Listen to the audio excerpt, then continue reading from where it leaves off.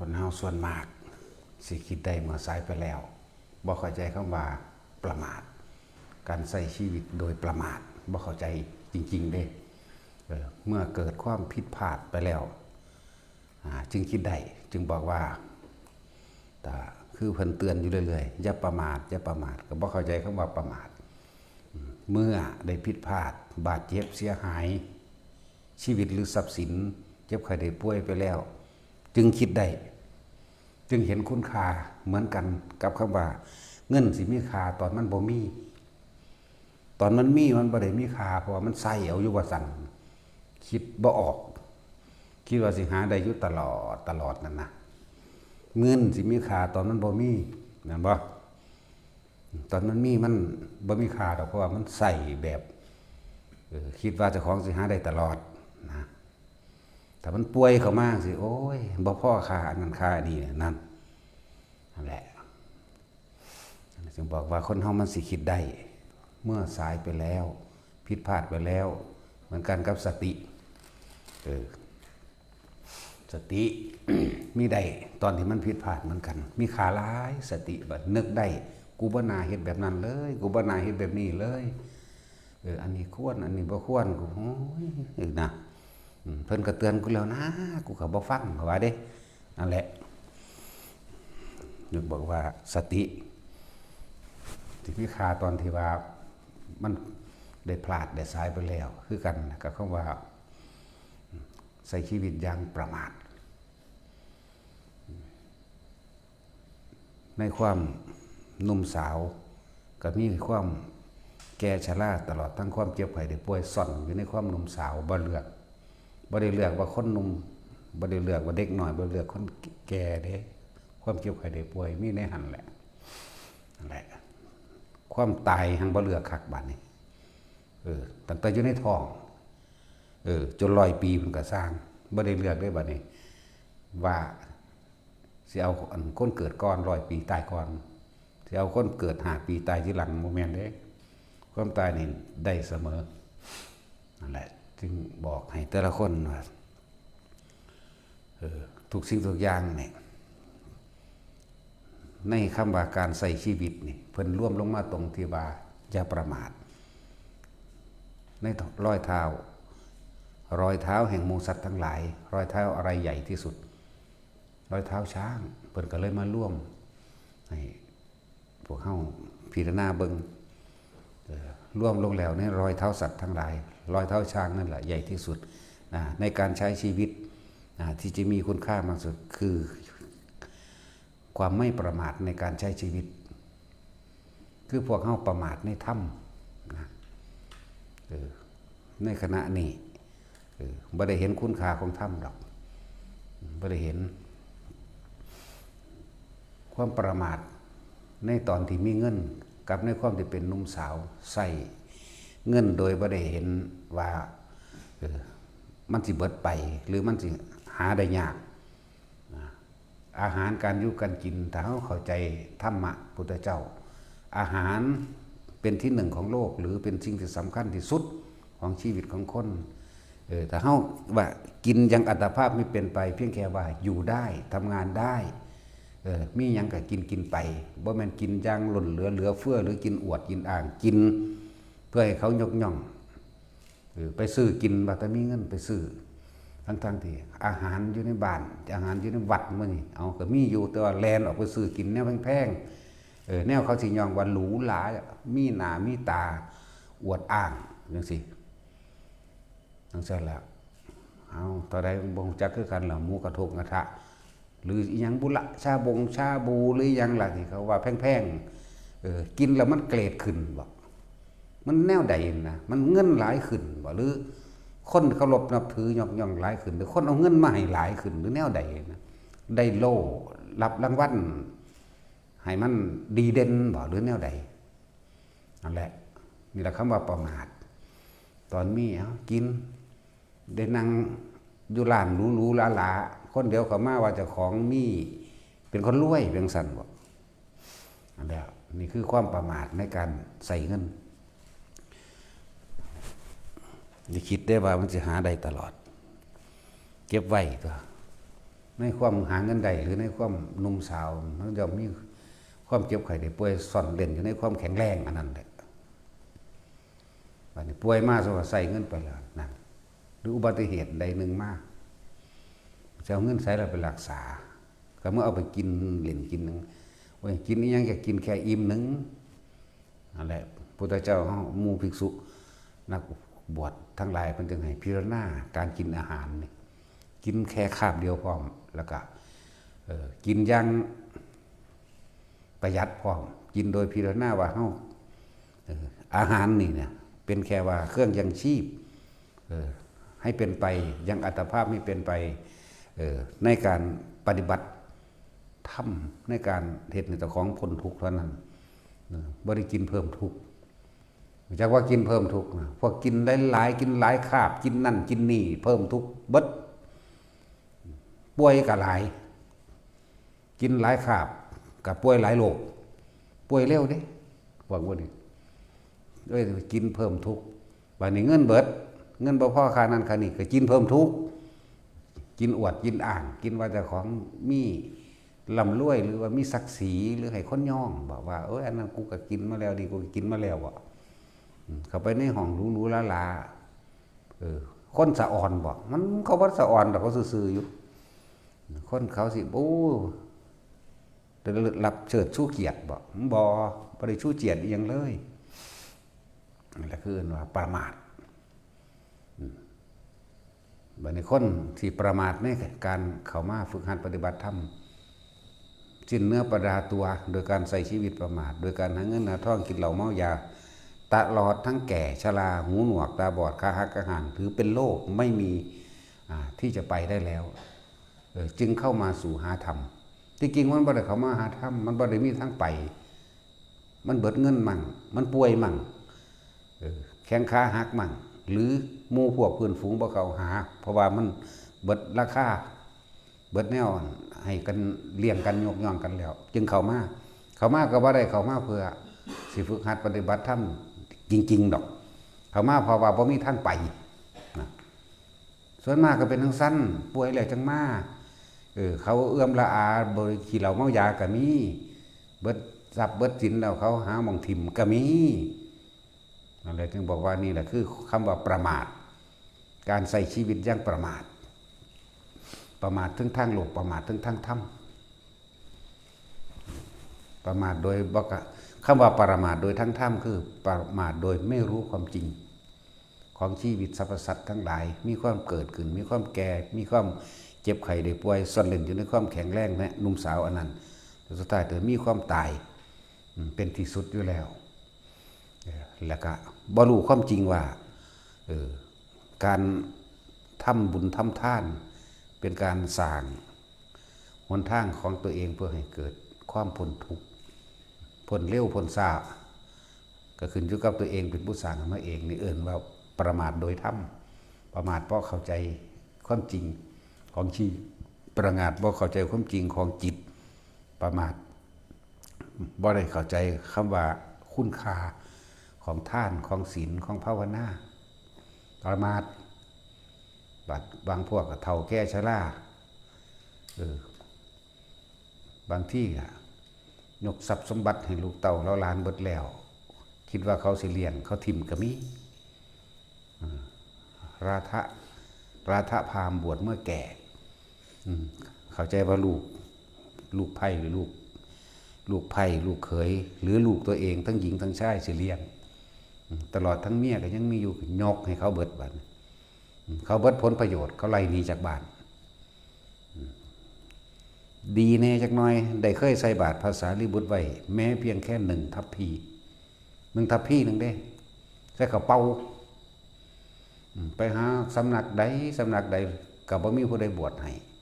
จนสัตว์เซ่พระเนจรเข้ามาสู่เชตวันนี่แหละพุทธเจ้าเลยประกาศหาว่าพวกเธอทั้งหลายมีใครมั่งจักสงเคราะห์ราธะพราหมณ์ผู้นี้ได้ภาษาลิบุตรเลี้ยวเบิ่งแล้วเลยเบิ่งคุ้นที่หน้าคนผู้นี้คือได้ใส่บาตรให้เฮาอยู่น่าจะครั้งหนึ่ง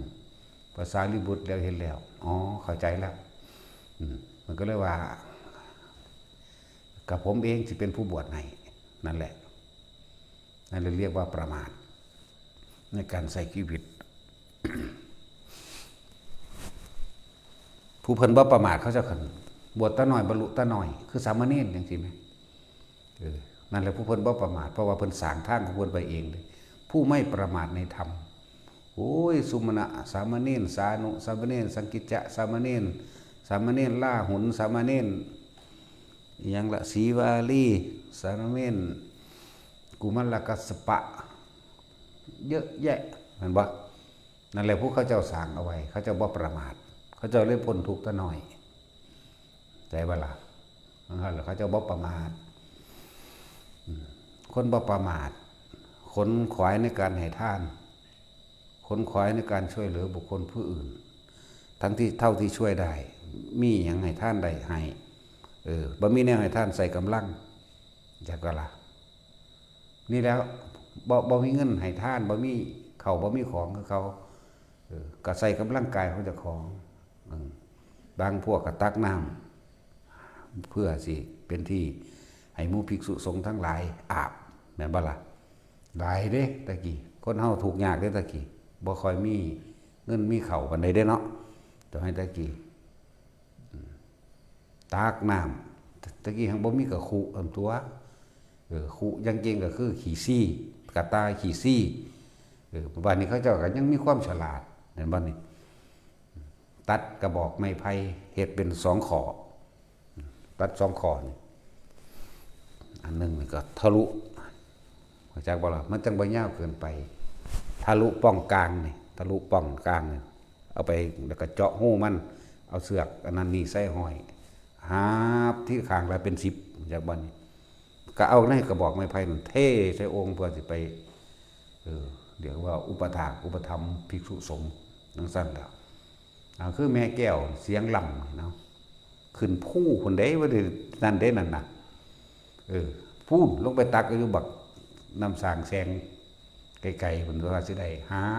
บขึ้นผู้สว่าสิเทใส่องค์น้ำใส่ตุ่มน้ำว่าสิเต็มได้เฮ็ดจังซั่นซุมื้อนั่นแหละอุปถากอุปธรรมหมู่ภิกษุสมัยโบราณก็เหมือนกันแบบนั้นแหละนี่ก็โบราณแหละถือว่าโบราณนั่นแหละนั่นแล้วนี่แหละคือเขาบ่ประมาทในธรรมในการใส่ชีวิตบ่ได้แม่นคนร่ำคนรวยบ่ได้แม่นอีหยังแน่ล่ะก็เฮ็ดนี่คือความฉลาดในการสร้างบุญกุศลเด่นใช่ว่าล่ะบ่มีอาหารก็เอาแรงกายนี่แหละไปเฮ็ดใส่ไปปัดกวาดตามศาลาโล่งฉันไปปัดกวาดตามลานโพต่างๆไปปัดกวาดถนนหนทางปัดนั่นนี่ออกสร้างทางจงกรมให้จังซี่บางพวกผู้ชายก็ไปเฮ็ดห้างทำนั่งร้านเพื่อให้หมู่ภิกษุสงฆ์เวลาเขาเจ้าเข้าไปบำเพ็ญเพียรในป่าย่านเสือย่านสร้างย่านนั้นย่านนี้ไปเฮ็ดห้างให้ไปนั่งอยู่ข้างบนมั่งหากระบอกเงียวให้พร้อมคนเด้บ่ให้ลงมาเด้อกลางคืนจะลงมาเด้อพระคุณเจ้าเสือมีสร้างมีอันนั้นอันนี้บอกเบิดแล้วก็เฮ็ดบันไดขึ้นไปเฮ็ดบันไดขึ้นไปค่ำบัดเอาเสือกใส่พุ่นให้สุกออกมาสิเวลาสิลงมาก็ดึงเข้าใจว่าล่ะจังซั่นแหละนี่คือความฉลาด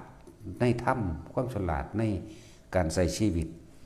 เดินฉลาดในธรรมฉลาดตามความเป็นจริงเขาเจ้าบ่ประมาทเห็นบ่ล่ะบ่ประมาทมีความเมตตาและกรุณาเป็นห่วงเข้าใจบ่นี่บ่ขนาดเขาบ่แม่นพ่อบ่แม่นแม่บ่แม่นลูกบ่แม่นหลานหยังแต่นั่นคือความฉลาดเป็นกุศลธรรมสร้างห่างนั่งลานขึ้นสูงอย่าลงมาเด้อนี่ทางเสือทางสร้างมีอันนั้นอันนี้บอกกันจนเบิดจนกว่าเวลานี้ให้เห็นพวกผู้ฆ่าให้เห็นพวกข้าน้อยมาซะก่อนจังลงมาเด้อบ่แม่นแต่เพียงเท่านั้นบัดนี้ย่านหมีขึ้นหาตัด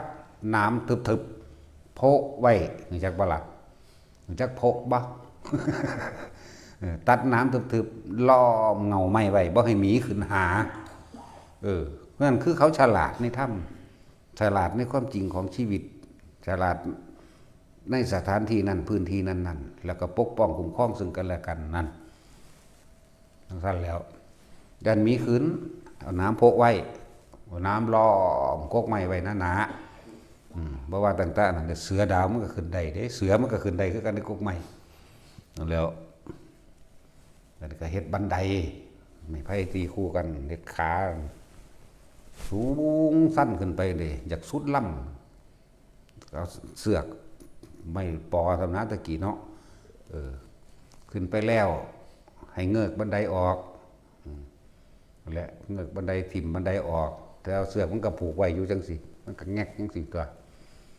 แล้วจังสั้นเด้เขาจะเหตุกัน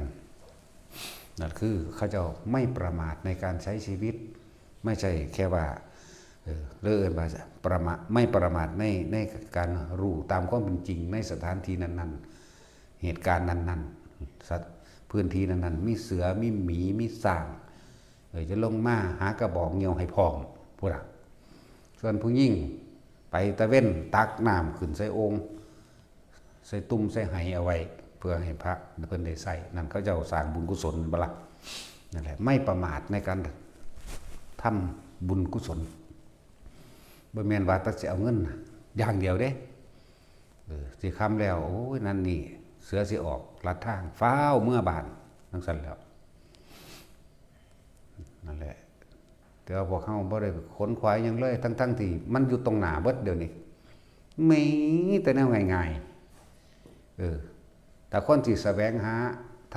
ำความรู้คำสอนจริงๆง่ายคักซุมื้อนี้อยู่ในโทรศัพท์นั่นแหละเจ้าสิอ่านพระไตรปิฎกเล่มใดหรือเจ้าสิค้านอ่านเจ้าก็ให้เขาอ่านให้ฟังก็ได้อันนั้นโธ่ที่ธรรมดาว่ะก็สิได้ฟังก็สิได้เห็นก็สิได้ฮู้ดันดนฟ้าพาดงไปขนาดนั้นแหละการไปการมากัดยางลำบากเลยยางเอาไหมมันบ่มีรถไหมไม่มีรถมันก็สิไปได้บ่อยู่ในป่าในดงในภูเขาบนป่าบนดงไปซุมื้อนี้โอ้ยขี่เครื่องบินมากก็ได้ง่ายนั่นแหละว่าประมาทเหลือเกินประมาทพวกนี้จะชื่อว่าจะได้ฟังธรรมมาเนี่ยแล้วสีว่าอีหยังกับพวกหลงไปในทางสร้างสิ่งศักดิ์สิทธิ์มาเนี่ยโอ้ยทางตักหนักก็เก่าอีกแม่นบ่ซั่นนั่นแหละว่าเฮาบ่เข้าหาของจริงก็เป็นภาวะกรรมอกุศลที่เคยทำรวมกันไว้ก็ไปเลยไปถือหลอกไปเสียเงินเสียทองไปก็เยอะแยะเพราะว่าบ่เข้าใจความจริงโดยธรรมเข้าใจชีวิตจริงโดยธรรมบ่เข้าใจคำว่าสัตว์โลกเป็นไปตามกรรมบ่เข้าใจคำว่าบ่มีสิ่งศักดิ์สิทธิ์ใดในโลกบันดาลหยังภายใดบ่ได้เข้าใจคำว่าทุกข์เกิดจากหยังทุกข์เกิดจากความอยากของเจ้าของเองความยึดของเจ้าของเองตัวเองเกิดมาเองบ่เข้าใจสาเหตุแห่งทุกข์คือความยึดแต่ความอยากหนทางดับทุกข์เป็นแบบใดแล้วทุกข์ดับไปเป็นแบบใดวิธีที่จะดับทุกข์เป็นแบบใดไม่รู้นั่นแหละทุกอย่างย่อมเกิดแต่เหตุเหตุภาเวปภาวะเยทั้งนั้นบุคคลทั้งหลายล้วนมีเหตุที่ตัวเองเป็นผู้ตกแต่งเอาไว้แล้วสร้างเอาไว้แล้วจึงเป็นไปตามเหตุบ่มีสิ่งศักดิ์สิทธิ์บ่มีเทพพรหมอินทร์เทวดาทั้งหลายดลบันดาลใดๆทั้งสิ้นคำว่ากรรมดูแล้วแต่เป็นการกระทำของตนกรรมบ่แม่นผู้อื่นดลบันดาลให้แล้วจังซั่นแล้วบ่ฮู้ว่าการเบียดเบียนชีวิตสัตว์ทั้งหลายศีล5เด้บ่แม่นข้อห้ามเด้เข้าใจบ่คำว่าศีล5นี่บ่แม่นข้อห้ามแต่ว่าเพิ่นบอกไว้ทั้งสองทางอันนี้เป็นคุณอันนี้เป็นโทษจักบ่คือเขากล่าวตู้คนศาสนาพุทธก็ยังล่วงละเมิดศีล5เพิ่นบอกว่านี่คือคุณแห่งการรักษาเพิ่นบ่บอกว่าห้ามแต่เฮาไปแปลว่าห้ามซื่อๆมันบ่ใจบ่ล่ะบุคคลผู้ใดทำให้แจ้งถึงซึ่งศีลมีการฆ่าสัตว์ตัดชีวิตเห็นบ่ล่ะพวกฆ่าสัตว์อายุสั้นพันตายหรือรังแกสัตว์ข่มเหงเอาไปฆ่าไปขายในลักษณะนั้นตัวเองก็ถูกฆ่าถูกขายเหมือนกัน ตัวเองก็คือกลายเป็นคนที่มีโลกมีไพ่ขังมันด้วยสันทั้งขังทั้งขาทั้งขายทั้งขายยังโหดเหี้ยมหรือเอามาเฮ็ดสิ่งที่นอกเหนือความจำเป็นสำคัญของชีวิตคือการกินเพื่ออยู่อย่าบอกเลยไม่ใช่อยู่เพื่อกินกินสุรุ่ยสุร่ายปินเป็นกับแกมกินเพื่อความสนุกสนานและเมามันนะ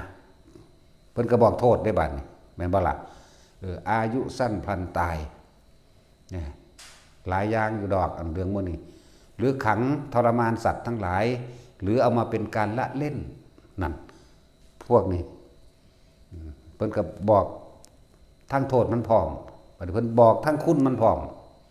บ่แม่นขอห้ามแต่ว่าเพิ่นบอกทั้งคุณของศีลก็บอกคุณของการรักษาศีลบอกโทษของการบ่รักษาก็บอกนั่นบ่ล่ะแต่จังซั่นแล้วบ่ได้แม่นห้ามแต่เพิ่นบอกกล่าวเอาไว้แต่ว่าห้ามเลยเสียทีเดียวสัตว์ทั้งหลายเหล่านั้นบางที่บางตนอุทิศตนเองเพื่อเป็นอาหารให้ผู้อื่นบำเพ็ญบารมีเข้าใจว่าล่ะจังซี่ก็มีและแม่นบ่อุทิศก็สร้างบางชนิดบางจำพวกเอาไปแล้วก็พ่อยได้บุญกุศลที่เอาไปใส่บาตรเอาไปให้ทานเข้าใจว่าล่ะเรื่องนี้เป็นอาจินไตยเด้เดี๋ยวสิว่าอันขาไปให้พระกินจังซั่นจังซี่สิได้บุญจังซั่นสิแม่นเข้าใจว่าล่ะเพิ่นจึงบ่ได้เน้นว่าสัตว์นั้นสัตว์นี้เพิ่นจึงบ่เน้นว่าวัวว่าควายว่าเป็ดว่าไก่เพิ่นว่าอาหารเพิ่นบ่ได้ว่าปลาช่อนปลาดุกเพิ่นบ่ได้ว่าเข้าใจบ่ล่ะแล้วก็หมู่ภิกษุสงฆ์ทั้งหลายว่าเขาบ่ได้ก็บ่ได้ว่าลาบปลาดุกเด้อก้อยกุ้งเด้อแน่พุทธเจ้าเพิ่นร่วมว่าอาหารเข้าใจบ่นี่บ่ซั่นสิว่าก่อนสิกินสิหยังแน่ล่ะฉันนั่นน่ะให้พิจารณาอาหารซะก่อนบ่ได้ว่าพิจารณาปลาซะก่อนพิจารณาเนื้อไก่ซะก่อนพิจารณาเนื้องัวเนื้อควายซะก่อนเข้าใจบ่เลยพิจารณาอาหารเฮากินเพื่อหยังจังอัตภาพให้เป็นไปซื่อๆในการฝึกหัดปฏิบัติตนเองนึงเด้มันบ่ได้ห้ามเพิ่นบอกถ้าทำร้ายรังแกเบียดเบียนอย่างนี้มีโทษอย่างนี้ถ้าไม่ทำร้ายไม่รังแกไม่มีช่วยเหลือมีคุณอย่างนี้ในหาคอนั่นแหละลากเงาเขามุ่นลากแก้วของทรัพย์สินทั้งหมดมันอยู่ในนี่จากบ้านในตัวหานี่แหละนั่นแหละแต่ห้าวแข่งว่าเอามาทำเป็นอาหารเพื่อยังอัตภาพไม่เป็นไปกินเพื่อพ่อมีแรงเหตุอันนี้รอดไปกับพ่อแต่ว่ากินสนุกสนานเพลิดเพลินเมามันเข้าใจว่ามันเป็นทั้งใดกินสนุกสนานเพลิดเพลินเมามันกินเหล้าเราก็บ่พ่อเอาไก่มาเป็นกับแกล้มเอาหมามาเป็นกับแกล้มว่าซั่นเอาหอยเอากุ้งเอาปูเอานั่นเอานี่สารพัดสนุกสนานเด้นั่นน่ะย่างหมูว่าเฮาหั่นหมูว่าเฮานั่นแล้วเพิ่นก็บอกโทษเพิ่นบอกคุณพร้อมผมบอกโทษพร้อมนี่แต่เพิ่นบ่ได้ห้ามเด้ล่ะเพิ่นเฮาไปแปลว่าห้ามซื่อๆเลยเป็นอันนึงว่าโจมตีถ้าที่ห้ามก็ห้ามภิกษุตัวบัดนี่พวกเขามาถือข้องในศีลแล้วเข้าใจบ่ล่ะซึ่งที่มันมีแยกย่อยยิ่งกว่านั้นอีกพวกเพิ่นบ่ได้ห้ามเด้ล่ะเข้าใจบ่ล่ะเอาละไม่ใช่ข้อห้ามแต่บอกว่านี่เป็นโทษอย่างนี้ในการรังแกสัตว์ในการนิสัตคุณในการช่วยเหลือสัตว์เป็นคุณอย่างนี้เดี๋ยวก็สิว่าคานนี่ไม่พระสังได้บุญหลายสัตว์ก็สิได้บุญนำบ่ว่าท่านให้แม่นเด้อให้พิจารณาเอาเองเรื่องนี้มันเป็นเรื่องลึกลับละเอียดอยู่แต่สิเว้าในความละเอียดนี่ว่าข้าวนะนั่นแหละสัตว์บางโตมันก็พอได้บุญได้กุศลมันบ่จึงหลวงพ่อผ้าอุทิศบุญสัตว์ทั้งหลายที่ข้าพเจ้าได้กินเป็นอาหารตลอดได้ทั้งทำลายให้เสียชีวิตเลยแต่เราได้ทั้งทำลายทั้งที่ตั้งใจเลยไม่ได้ตั้งใจก็คือว่าเฮากินเป็นอาหารพวกเฮาขายเองก็มีแม่นบ่พวกเฮาบ่ได้ขายเองก็มีนั่นแหละนั่นเรื่องที่บ่คนคิดแน่ของบางอย่างปลาบางอย่างไก่บางอย่างนี่อันนี้ที่เน้นบอกว่าไก่บางอย่างปลาบางอย่างหรือสัตว์บางอย่างมันมาขอเฮาก่อนแล้วเฮาจึงกินมันเด้เข้าใจบ่ล่ะเอาสมมุติ แต่ว่ากิ่งเราว่าสมมุติแมงเราว่าอีหลีนี่แหละพอใหญ่นายอาจารย์สิกินบ่หนอออมเอียนที่กินเฮาฮู้ก่อนนั้นแล้วครั้งหนึ่งบอกว่าเฮ็ดไปโลดไปหยังไปถามเพิ่นเฮ็ดหยังนะ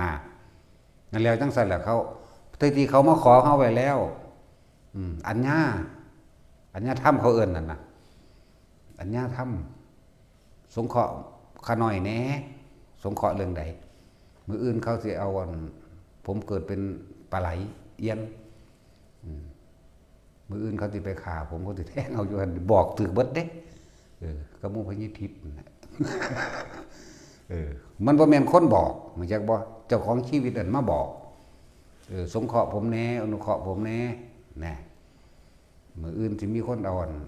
ออมเอียนออมปลาไหลมาถวายอาจารย์สงเคราะห์ให้ผมแน่นะโอ้ยเขากินคำเดียวนึงดอกสิว่ามักอาหารใดบ่มักจักอย่างกินได้ทุกอย่างนั่นแหละคือจักว่าล่ะจังซี่ก็มีนี่คือความจริงบ่ได้สมมุติเพราะฉะนั้นก็จักย่ออยู่สิเพิ่นสิกินให้เฮาบ่เห็นว่าล่ะกินเพราะผู้นั้นมาขอว่าแล้วเจ้าของชีวิตนั่นนั่นแหละชีวิตเวลามันประมาทมันพลาดจะไปเกิดเป็นเดรัจฉานเฮาก็กินให้กินซำนั้นแหละกินพ่อเขาได้ดีใจนั่นแหละอยากว่าล่ะกินแล้วก็อุทิศให้นั่นแหละจังสั้นนี่ก็มีอยู่แต่ว่าเรื่องโอ้ยหลายองค์อยู่ดอกที่เขามาขอสงเคราะห์อันเรื่องของเพิ่นนั่นนะเฮาบ่ฮู้แต่ว่าเฮาได้ยินได้ฟังมาบ่ฮู้นำเพิ่นดอกแล้วฟังตามเพิ่นเว้าคือแม่สีแก้วเชียงลำสิหมูแม่นบ่ซั่นเพราะมันก็มีในบันทึกประวัติไว้อยู่ตัวหมูป่ามันถูกยิงตายมื้อแรกเท่านั้นเธอนี่บางนั้นบางนี้เป็นผู้ไปยิงแบบนั้นแบบนี้สงเคราะห์ให้แน่เด้อนี่คุณแม่สงเคราะห์พวกข้าน้อยแน่ข้าน้อยเป็นหมูนั่นเจ้าของเนื้อเจ้าของชีวิตนั่นมาบอกเองเลยเวลาเท่านี้เขาจึงหามเขามาขามาคั่วแบบนี้เขาจะมาถวายเป็นแล้วก็จื้อไว้เห็นบ่ล่ะเบิ่งดูมันสิแม่นบ่แม่นอีหลีบาดนี้ก็ว่าให้คนบัดละไปขอซื้อเพราะว่าสิสงเคราะห์สัตว์ตัวนั้นเจ้าของชีวิตนั้นมาขอไว้เขาบ่ให้ซื้อเขาถวายเลยเฮ็ดคั่วถวายพระไปเลยเห็นบ่นะจังซั่นตัวคุณบ้านห้วยทรายคำชะอีนะจังซั่นแหละมันก็มีจังซั่นแหละพระบ่รู้ดอกแต่ว่าแม่ซี่แม่แก้วนั่นรู้จักบ่ล่ะเขาก็ได้บุญกุศลเกิดเป็นเทวดาไปเลยเห็นบ่จังซั่นแหละนี่ก็เหมือนกันปลาไหลตัวนั้นนี่ก็เหมือนกันยิ่งเฮาเพิ่มให้หลายกว่านั้นอีกแม้คุ้มค่ากว่าอันชีวิตที่มันมีอยู่ซะเลยซ้ำไปเปลี่ยนอัตภาพมาเป็นเทวดาแล้วก็ได้ทำพร้อมเลยทั้งสั้นแล้วมึงมาฟังตลอดเด้อนี่มันเปลี่ยนใหม่ซะก่อนเด้ตอนเดรัจฉานมันบ่ได้รู้แต่ว่าบ่ได้หยังแต่ว่าที่ทั้งสั้นแหละอะไรว่าประมาทคำว่าประมาทบ่คนขวายในถ้ำบ่คนหาเขาว่าความประมาทในถ้ำคือบ่ได้ขนขวายในหนทางจริงชีวิตจริงของเจ้าของเองบ่ได้ค้นคว้าว่าทุกข์เกิดจากหยังบ่ได้ค้นคว้าว่าหนทางดับทุกข์แบบใดทุกข์ดับไปเป็นแบบใดแล้วสิใช้วิธีใดเรื่องว่าพวกนี้ประมาทพวกเขาบ่ประมาทเขาค้นคว้าได้เขาค้นคว้าเขาดิ้นรนเขาแสวงหาเขาทะเยอทะยานหาแม่นว่าล่ะพวกประมาทเด้โอ้ยมันนั่งฟังอยู่เดี๋ยวนี้มันก็นั่งซื่อๆนั่นแหละนั่งเต้าขนมน้ำเนยเมื่อก็มีเห็นบ่ล่ะสั่นแหละแม่นอยู่ต้อหน้าแท้ๆก็บ่ได้สนใจสิขนขวายใส่เจ้าของเด้นั่นแหละจังว่าคำว่าประมาทโดยธรรมบ่แสวงหาหนทางดับทุกข์แห่งตนบ่ค้นหาความหมายของชีวิตค้นหาความหมายของชีวิตตัวกูเกิดมาจากไสมันเป็นหยังคือเกิดมันเป็นที่เป็นแบบนี้ค้นหาจากครูบาอาจารย์หรือจากตำรับตำรามันก็มีอยู่แล้วเป็นบ่ซักตำราและอาจารย์ก็มีหลายก็แสวงหาเอาเบิ่งหม่องใดมันเพิ่นสอนอริยสัจสี่หรือสอนภาวนาสอนกรรมฐานแม่นทั้งเบิดนั่นแหละเพิ่นก็สอนออกมาจาก ของพระพุทธเจ้านั่นแหละมันว่าซั่น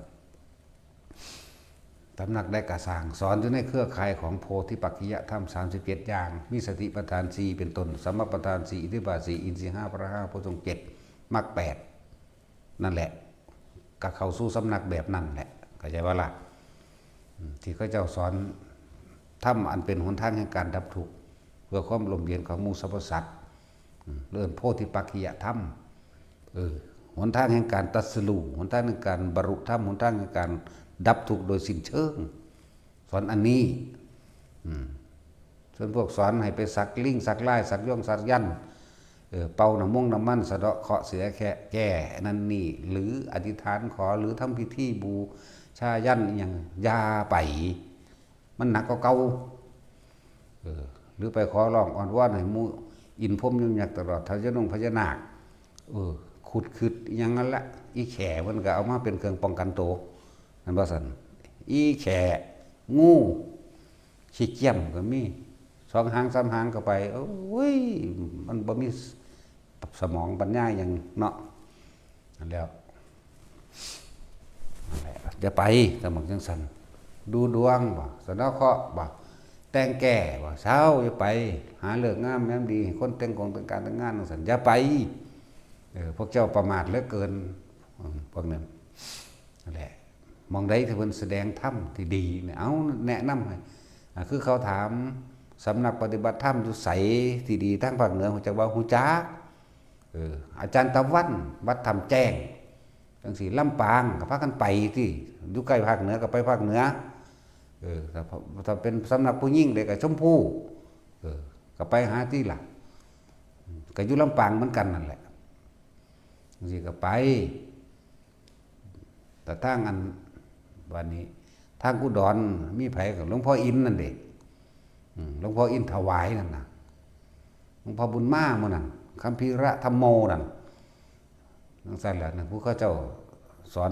โดยอริยสัจสี่อยู่แล้วเห็นบ่ล่ะแล้วก็อีกยังอีกละมีแต่ลืมซื้อหลวงพ่อคันชิตอยู่ผู้ไม่หวกไม่ห้าวนี่เห็นบ่อยู่มุกดาหารเนาะนี่ก็ไปที่แต่ไปทางสุรินทร์ศรีสะเกษติดกับเขมรนั่นก็หลวงพ่อเยือนก็ไปที่หลวงพ่อเยือนมื้อนี้นั่นแหละหลวงพ่อปราโมทอยู่ไสฮึ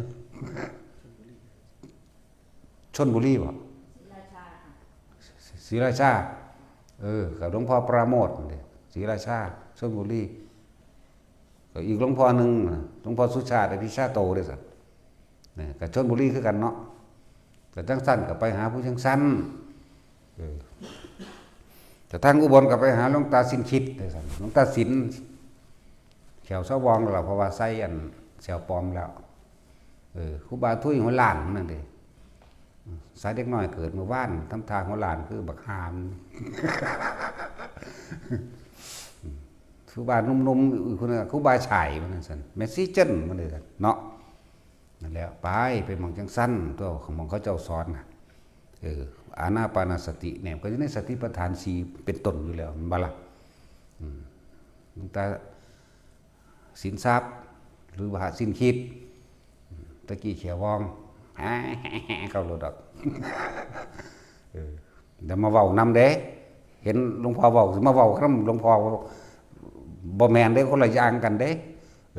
บ่ใจอีหลีอย่าเว้าเด้อสิบอกให้เด้อนั่นแล้วครูบาทุยมันสิทุยหัวล้านหมู่เดียวกันมันเกิดที่หลังเฮาอยู่ดอกเรื่องเกิดมันน่ะบวชกันหลังเกิดกันหลังหลังกัน10 ปีมันนั่งทำตาเฒ่าซื่อเนาะมันคือบ่หลงออกกันอยู่กลางย่อมๆนั่นน่ะจังซั่นแหละเอาเว้านำเด้ล่ะคนละเรื่องกันเด้อคนละโลกกันเห็นเว้าก็สิไปเว้านำนั่นแหละหมู่ก็หลายสหธรรมิกก็หลายพระก็หลายไม่ชี้ก็หลายไม่ชี้ก็ซี้กันอยู่หั่นแหละจี้กันงองแงงกันอยู่หั่นแหละจังซั่นแล้วนั่นแหละถ้าไปทางอุบลก็ไปหลวงตาสินคิดบ่อน้ำพระอินทร์ซื้อวัดเพิ่นนั่นน่ะ สงสัยพระอินทร์ไปขุดน้ำไว้มั้งนี่ถามมึงเด้อพากันไปขุดไว้แต่ย่ามใดนั่นแหละอะไรมองผู้เพิ่นสอนตรงๆสอนอานาปานสติทุกองค์นั่นแหละอันที่เว้ามานี่ล้วนแล้วแต่โดยอานาปานสติเป็นที่หนึ่งอยู่แล้วล่ะทั้งได้อีกบาทนี่หลวงพ่อประโมทก็บอกแล้วเนาะว่าประโมทโชบ่มวนเด้สั้นๆแล้วหลวงพ่อสุชาติมันก็บ่มวนเด้แล้วหลวงพ่ออินทวายนี่ก็บ่มวนเห็นบ่ล่ะลูกหลานนะอย่าพากันประมาทไปนะถ้ามีบุญกุศลอะไรทำก็ทำไปนะวันเราก็ยิ้มเลยเพิ่นพูดน่ารักเด้บ่คือเฮาเด้โคตรพ่อคนแม่มึงแล้วจะมาเด้มาสิแม่มึงเด้เฮาบ่ได้สนใจเด้ของไผของมันเด้แนวมื้อนี้อุปนิสัยวาสนาไผมันเนาะจังซั่นแล้ว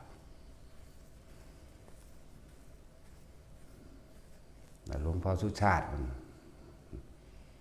มันก็ผู้เพิ่นเว้าดีๆเว้าม่วนๆนั่นแหละนอกนั้นก็บ่ม่วนดอก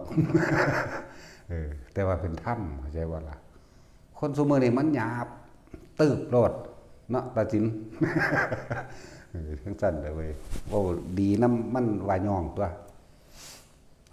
เลือกเอาที่เว้ามานี่บ่กี่องค์เด้อย่าว่าหลายเด้พอ10แล้วบ่เว้ามานี่บ่ทันพอเด้นี่เลือกเอานั่นแหละจังว่าถ้ามีความเห็นเดียวกันว่ามีความเห็นเดียวกันศรัทธาเดียวกันหรือปฏิบัติมาเหมือนกันมันบ่มีการขัดแย้งกันดอกหลวงตาสิริอินทศิรินี่อยู่ไสล่ะอยู่น้ำพองขอนแก่นเด้หลวงปู่น้อยมื้อนั้นเด้เปี้ยงเลยหลวงปู่น้อยก็เลยบ่ยิ้มเด้อันนั้นห้วยลิ้นกะนวนขอนแก่นนั่นแหละผู้ใดถูกนิสัยซึ่งกันและกันก็แสวงหาไปหาตัวแม่นบ่ล่ะธาตุเดียวกันก็ไหลสู่ธาตุเดียวกันเองนั่นแหละบ่ได้ว่าองค์ใดสอนนั่นบ่สอนให้พ้นทุกข์เบิดนั่นแหละที่เว้ามานี่สั่นล่ะนี่คือว่า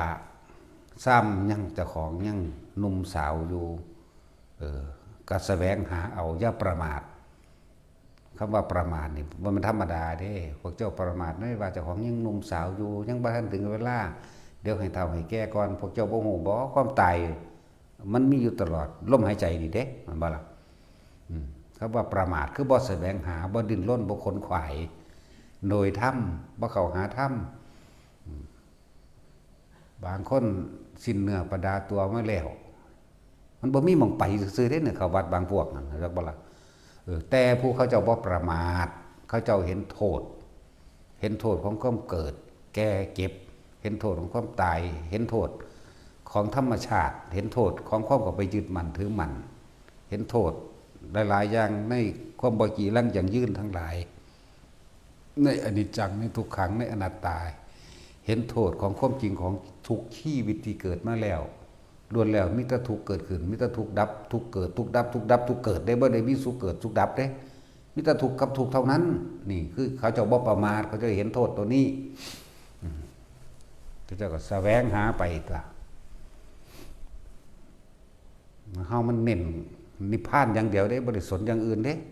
บ่ได้เอาได้หูทิพตาทิพหรือเป็นผู้วิเศษสิไปฝึกนั่นฝึกนี่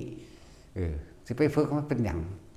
ลมหายใจนี่ครบหมดทุกอย่างแล้วอานาปานสตินี่ร่วมสรรพสิ่งสรรพฤทธิ์สรรพเดชร่วมอยู่ในนี่เบิดแล้ว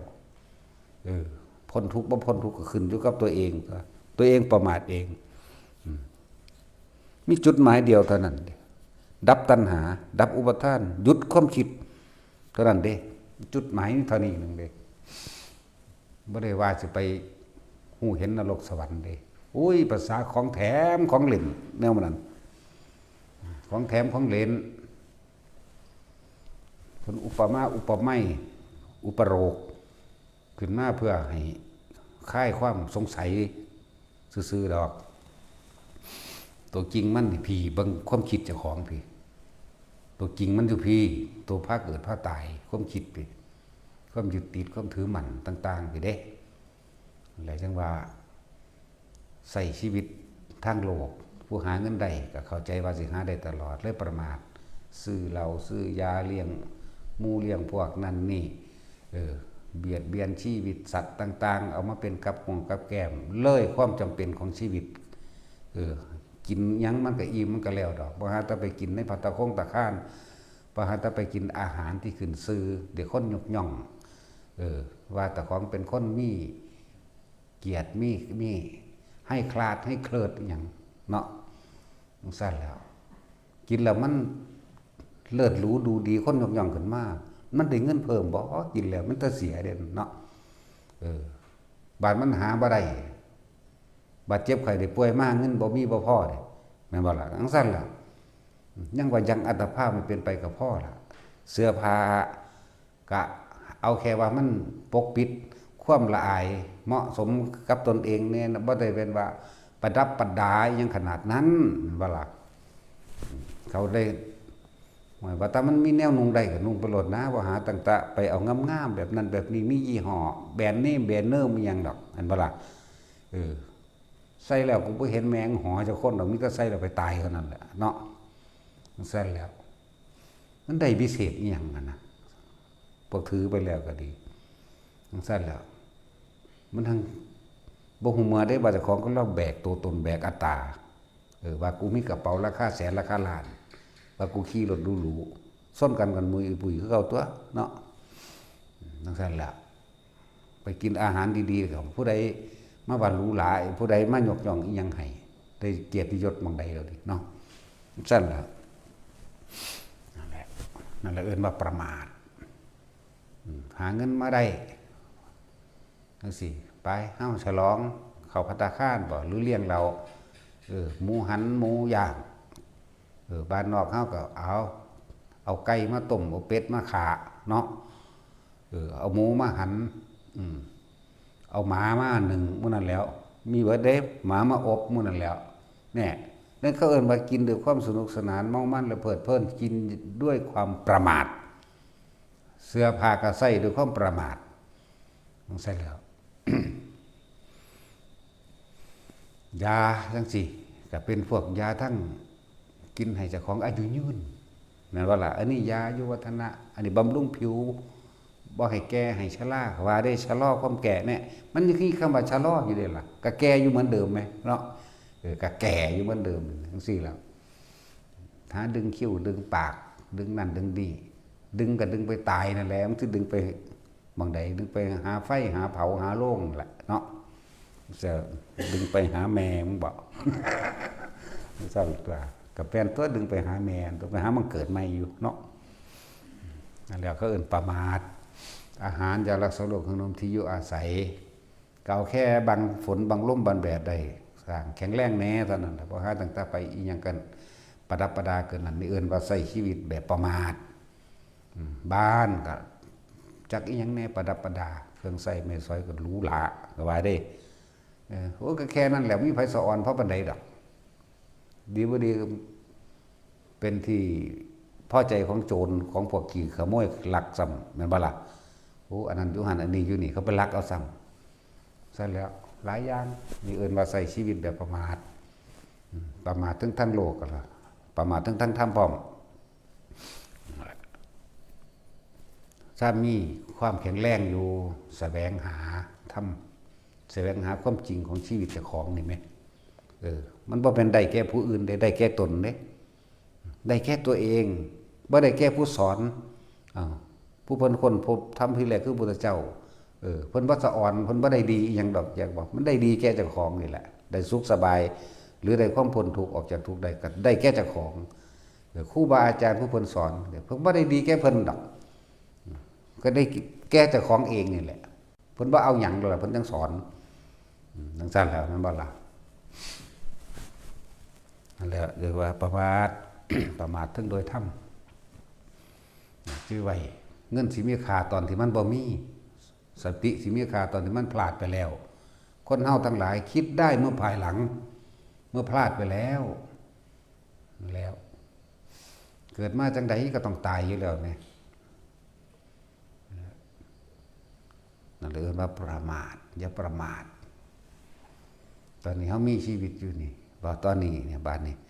ทุกคนได้รักทุกคนได้รักการแล้วทุกคนสามารถเห็นแล้วก็อย่าประมาทในการทำให้มากทำให้บ่อยนี่แหละเว้ยมันบ่ได้ใส่ท่าทางทำเด้มันบ่ได้ไปนั่งเอาหลังคดหลังแข็งเจ็บหลังเจ็บเอวอยู่หันเด้สตินึกระลึกดูเขาก็เพราะท่านสิว่าทำให้มากทำให้บ่อยทำให้ชินอยู่กับลมหายใจเลยมันกับทำให้เป็นดุจดั่งญาณมันก็รู้เท่าทันความคิดได้กันตัวทำให้มากทำให้บ่อยทำให้ชินย่างอยู่กับนึกถึงลมหายใจได้ย่างอยู่กับเกิดความรู้สึกในกายนิ่มนวลในกายได้หน้าผากนี่ก็ตามหัวนี่ก็ตามได้ทั้งนั้นทำการทำงานอยู่ก็อย่าประมาทคำว่าประมาทคือการบ่นึกถึงอยากว่าล่ะถ้าคนบ่ประมาทย่างยุ่มกันน่วงหรือนึกถึงลมหายใจก็ได้โอ้ยคนฝึกไปแล้วมันขึ้นเข้าเดียวท่านแหละมันจับความรู้สึกได้แล้วเห็นบ่ล่ะผู้ใดความรู้สึกก็จับความรู้สึกกลางหัวกระผากได้เลยส่งชานไปเลยผู้บ่ท่านใดก็พยายามฝึกเอาเองเพราะว่าเฮาฝึกให้แล้วโดยเบื้องต้นอยู่กับลมอยู่กับอุณหภูมิก็ว่าไปแล้วฝึกเอาเองตัวเพิ่นสอนให้แล้ว5 นาทีมันก็เป็นได้อันสมมุตินี่แหมต้องว่าบ่ให้เกิน3 นาทีถ้าเกิน3 นาทียังมาคิดมากหลักการในการฝึกให้มันเป็นง่ายนี่พวกเจ้าต้องถิ่มความรู้เก่าๆให้เบิดมึงเฮ็ดหยังก็แค่แล้วบักหานี่ก็เลยถิ่มซะแม่มึงสแต็กยังกระดอเถินโอ้ยบักปัญญาอ่อนเอ้ยก็แค่อยู่มันแซ่บกว่าย่ำกินย่ำนี่โอ้ยนั่นแหละคนเห็นเป็นแล้วมันไม่ได้ยากดอกขึ้นอยู่กับสติอย่าให้ขาดสำคัญคือสตินึกก็มาล่มสติอยู่กับล่มปัจจุบันอยู่กับล่มก็ว่าไปเนี่ยส่วนมากมันไม่ค่อยแสวงหาหรอกบาดนี้เกิดประมาทพลาดพลั้งไปแล้วคิดได้มาภายหลังนะว่าล่ะโอ้ยกูบ่น่าเลยเด้เอาเพียงสั่นเพิ่นเลยเอิ้นว่าใส่ชีวิตจังประมาทแต่ทุกคนที่เข้ามานี่ในนี่แล้วเฮ็ดเป็นแล้วก็พากันทำให้บ่อยแต่ไม่มากคือกันนึกถึงนึงได้ว่าได้ยากได้มันเป็นล่ะนั่นแหละสิไปโทษผู้ใดเห็นบ่เพิ่นก็สอนทอกันเบิดเด้นี่หมู่ปีกสุสงฆ์เหล่านี้ตลอดทั้งผู้เคยเดินทางเข้ามานี่ทอกันเบิดบ่มีผู้ใดพิเศษเด้ทอกันเนาะแต่เพิ่นก็บ่เลือกความเป็นลูกศิษย์ทอกันเบิดมีแต่ลูกศิษย์ได้เลือกอาจารย์โอ้ยบ่ดีดอกก็ไปหาอาจารย์ใหม่ ไปเลือกเอาผู้ใหม่พุ่นไปเลือกไปนั่นแหละเฮาก็อยู่หม่องเก่าเด้เฮาอยู่หม่องเก่าบ่หนีไปไหนอยู่กลางๆผู้ที่มาให้ค่าแล้วก็จากไปผู้ที่มาด้อยค่าแล้วก็จากไปเฮาอยู่หม่องเก่าเรียกว่าล่ะอยู่ที่เดิมอยู่กลางๆนั่นแหละไปเลือกเอาให้มันชัดเจนได้ชีวิตพวกเจ้ามีค่าหลาย เอามันลงใจคักๆแล้วจังไปอยู่น้ำเพิ่นเด้อสำหรับผู้สิแสวงหาอยู่นะแบบเอ้ยนี่แหละกูว่ามอบกายถวายชีวิตว่าซั่นมาฮอดสิฆ่ากูซ้ำ ก็มีได้7 มื้อก็มีเนาะได้15 มื้อก็มีโอ้ยย่างมาอย่างดีแม่มึงนี่บักหานั่นย่างมาแต่ไกลเติบอยู่ดิลงใจครับอาจารย์สอนตรงไปถูกใจผมอริยสัจสี่อานาปานสติได้7 มื้อพุ่นแปลว่ากูบ่ดีอยู่สำนักอื่นแล้ว ความจริงเด้นี่ความจริงๆเด้นมันสว่างได้บักหานะกำท่อนหรือยัง โอ้ยผ่าว่าท่านได้ซักซ้ำหมายถึงบวชว่าท่านได้ถึงอัน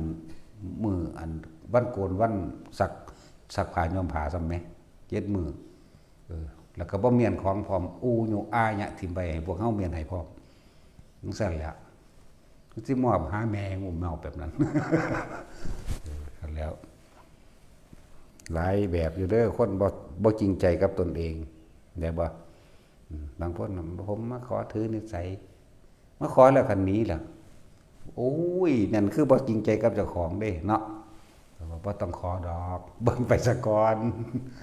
หลายอย่างหลายคนที่บอกว่าอย่าพึ่งลกตกลงปลงใจมาอยู่ซะก่อนเบิ่งใจเจ้าของซะก่อนบ่แม่นมาเบิ่งหลวงพ่อเด้หลวงพ่อนี่คือเก่านั่นแหละด่านั่นได้ก็ด่าแมงนั่นแนวนั้นแหละ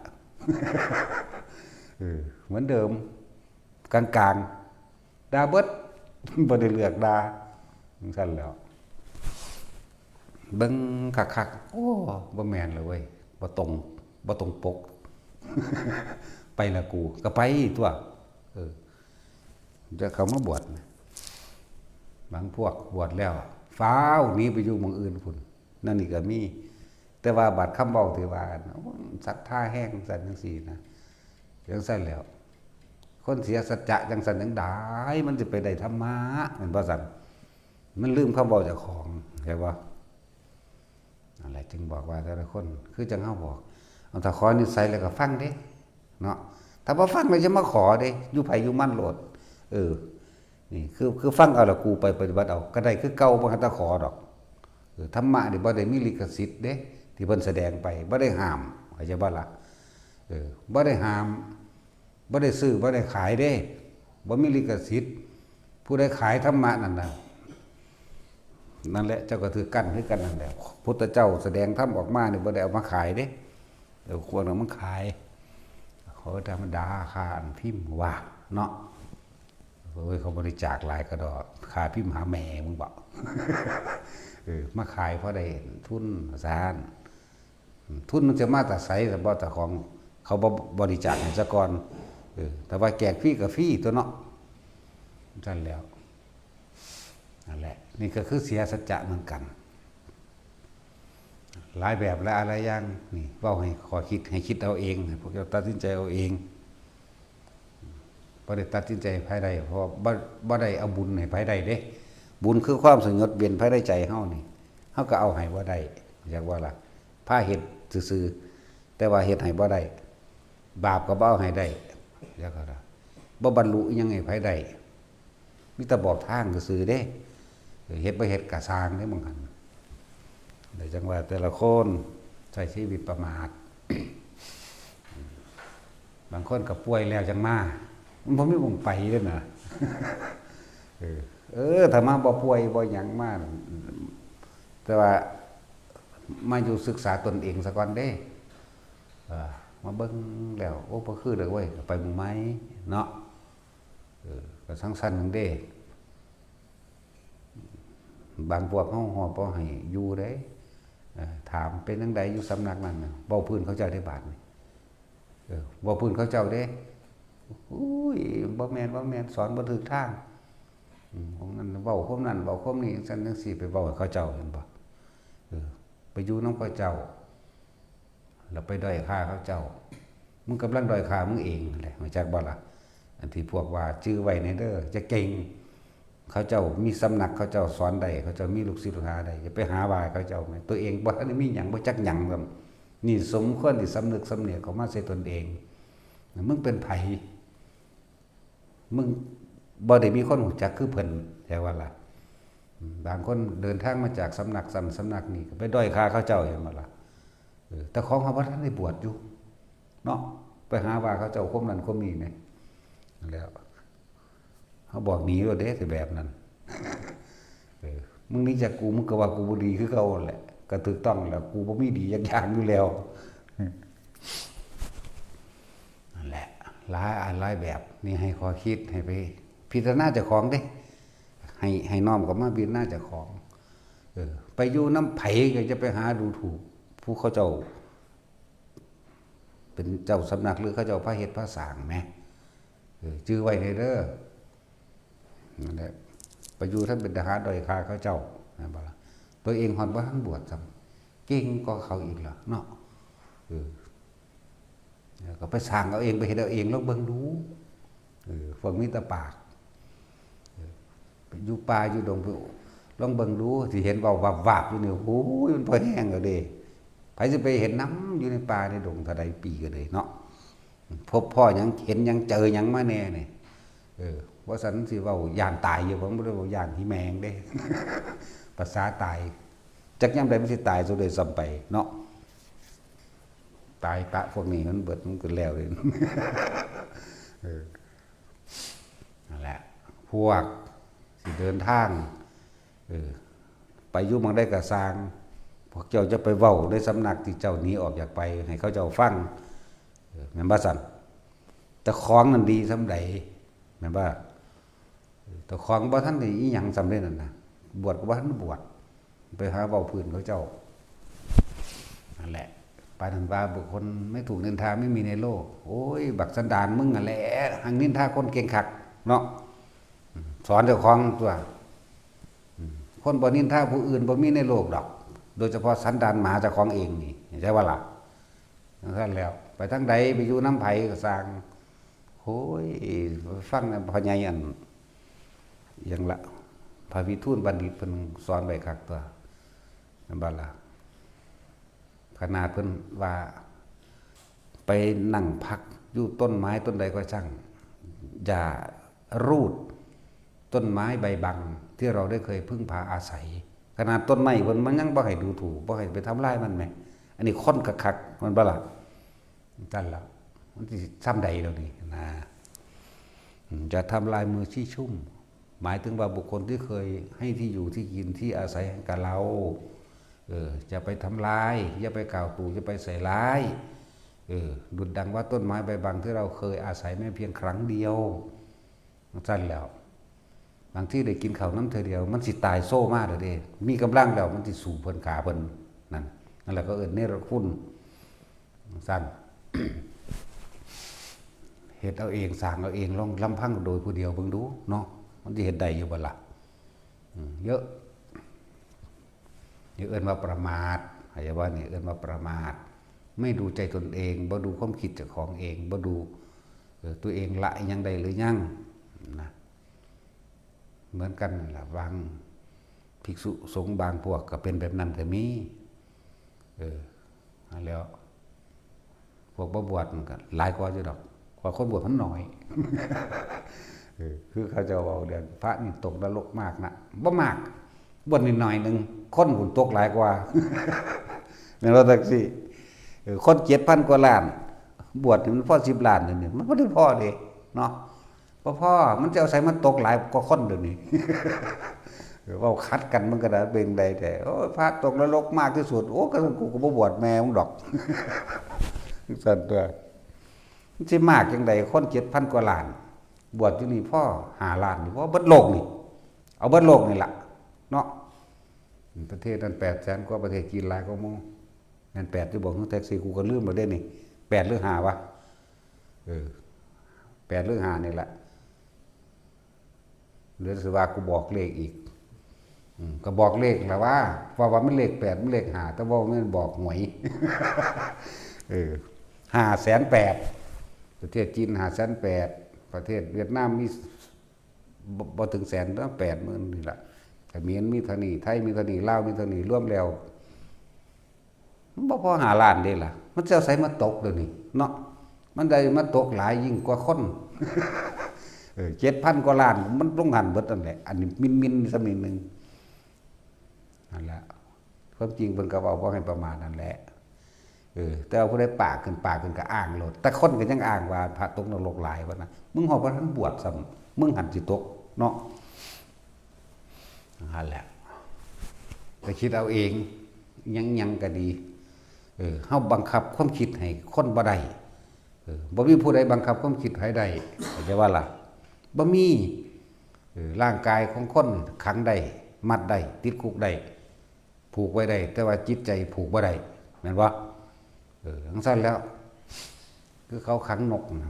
ขังกายมันได้ใจมันก็ขังบ่ได้คือกันเด้มันก็เหมือนคนเลยนั่นแหละพอผิดพลาดไปแล้วไปเกิดเป็นการกระทำต่างๆนั่นแหละเอิ้นว่าประมาทการกระทำต่างๆหลายอย่างก็ดอกที่พวกเฮาบ่ทันได้รู้แต่ถ้าเว้าบ่ทุกอย่างก็เว้าบ่ได้อีกมันเยอะสินำเรื่องนั้นเรื่องนี้มาเว้าห่างแท้ว่ากูเทศเรื่องนี้ก็น่าซั่นเว้าคนละเรื่องกันไปเลยก็มีเด้มันแล้วแต่มันสิเป็นเด้ นั่นแหละพวกเขาก็จับเอาจับไปสอนเจ้าของจับไปเบิ่งเจ้าของหรือว่าแม่นแนวอื่นตั้งใดเขาก็ตายนะพวกเจ้าสิพากันประมาทไปใส่ตรงนี้นะบางทีรวยไปใส่ตรงนี้รวยก็รวยไปตายแหละรวยไปป่วยนั่นแหละเนาะคำว่ายากจนทรัพย์สินเงินทองกับคำว่าร่ำรวยทรัพย์สินเงินทองบ่ได้เกี่ยวกับคำว่าถูกเด้เกี่ยวว่าล่ะพวกเขาจะตีร่วมเลยว่าถูกทุกทั้งกายนี่เสมอกันแต่ทุกทั้งใจนี่บ่เสมอกันเห็นบ่ล่ะทุกทั้งกายทุกเพราะว่าเก็บไข้ได้ป่วยหรือว่าทุกเพราะความชราลงไปแต่สุดท้ายแล้วก็ทุกเพราะว่าพลัดพรากจากสิ่งที่รักหรือทุกเพราะว่ากลัวความตายกลัวตายหรือตายเห็นบ่ล่ะนี่แค่แม่นทุกคนละอันกันเด้บัดนี้คนที่บ่มีทรัพย์สินเงินทองรถถาบรรดาศักดิ์ยังมากมายคือพระนี่เอาปฏิภะอิริตโสดาสกิตาค่าอาตาค่าไปบ่ได้มีหยังได้ล่ะบ่มีทรัพย์สินเงินทองมันบ่ได้ทุกข์ได้ล่ะมันเทียบชาวบ้านชาวบ้าน เอาว่ายากโยมนั่นแหละพวกเขาเจ้ามีธรรมแล้วพวกเขาเจ้าเข้าใจชีวิตจริงเข้าใจความจริงของชีวิตแล้วเขาเจ้าว่างจิตเป็นเขาจะบ่ได้ทุกข์เด้แต่ธรรมดาเหลือแต่ทุกข์กายเท่านั้นแหละนะอาจจะมีอยู่แต่ว่ามันบ่หลายสำคนรวยก็ได้แม่นบ่พวกรวยๆแล้วทุกข์หลายเนาะโดยเฉพาะพวกคดโกงด้วยเพราะการคดโกงทุกข์หลายว่าต้องห่วงดอกหน้าเจ้าเป็นเศรษฐีมหาเศรษฐีในเมืองคนแต่ว่าเจ้าสิไปทุกข์ทนและยากจนที่สุดในเมืองผีว่านี่คดโกงนะและจังว่าสิ่งที่ยุติธรรมที่สุดก็คือการกระทำคือกรรมของตนยุติธรรมที่สุดให้ว่าละบาดบ่มีผู้ใดตัดสินให้เจ้าของเฮ็ดเองเด้เรื่องสั้นตัวแหละบัดนี้เฮาฟังคำว่าอัตติอัตโนนาโถดีๆเด้อเจ้าของเป็นที่พึ่งของเจ้าของเองเด้บ่มีผู้ใดมาปกป้องคุ้มครองเฮาได้เด้ทุกเรื่องนั่นแหละเรื่องกรรมไรก็สร้างคนเฮาถูกฆ่าถูกรังแกถูกเอาเปรียบเพราะตัวเองกระทำไว้ก่อนบ่ได้เป็นคนอื่นเฮ็ดให้แต่บัดนี้พอกระทำไว้ก่อนมันมาหลับขันธ์5เป็นภาชนะรองรับกรรมเก่าเขาเจ้าแปลขันธ์5คือกรรมเก่าบ่กะแม่นก็บ่ผิดนะขันธ์5เป็นภาชนะรองรับผลกรรมเก่าเจ็บปวดป่วยก็พวกเจ้าเคยเห็นผลของมันไว้ตั้งชาติที่แล้วชาตินี้รับผลกรรมใดเพราะได้กระทำไปแล้วในอดีตชาตินั่นว่าซั่นจากฮู้ว่าชาติหน้าจะรับผลกรรมใดก็ให้ดูการปฏิบัติธรรมการปฏิบัติในผลการกระทำของชาตินี้แหละสั่นตัวได้รับคือเก่าไหมตัวเองเฮ็ดเองเด้นะก็ต้องไปอิจฉาเขาดอกพวกรวยๆนะต้องไปอิจฉาเขาปล่อยเขาโหลดให้เขารวยจนตายไปใส่ของเขาบ่มีหยังจนตายทางดีอยากว่าล่ะพวกเขาถ้าสิว่าสุขหรือสันติความสงบแท้จริงแล้วคือความไม่มีอะไรเลยนะพวกนั้นบ่ทันได้สุขดอกอยากว่าล่ะมันรวยเท่าใดหรือพนังห่วงหลายแต่พวกเขานักปฏิบัติธรรมทั้งหลายนี่เฮาบ่ไปรังแกเบียดเบียนไผหรอกนะเฮาบ่ไปกาวตูใส่ร้ายหรือทำร้ายไผหรอกแต่ว่าเฮาก็บ่ยอมผู้ใดมารังแกข่มเหงเฮาคือกันนั่นแหละก็เลยบอกว่าคำว่าอติหิตโนนาโถใส่ได้ตลอดอย่าว่าล่ะบ่ต้องมาล่อไผมาปกป้องเฮาดอกคือจังเฮาถ้าเขามารังแกเฮาในวัดในว่านี่ต้องปกป้องตนเองนะซุมื้อนี่ตำรวจกลายเป็นยิ่งกว่าโคตรโจรอีกยิ่งกว่ามหาอีกเนาะยิ่งกว่ามหาโจรเด้